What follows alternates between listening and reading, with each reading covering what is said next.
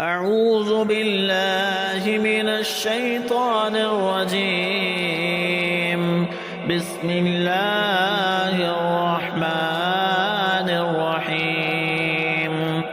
إذا زلزلت الأرض زلزالها وأخرجت الأرض أثقالها وقال الإنسان ما لها يومئذ تحدث أخبارها بأن ربك أوحى لها يومئذ يصدر الناس أشتاتا ليروا أعمالهم فمن يعمل مثقال ذرة خيرا يره ومن يعمل مثقال ذرة شرا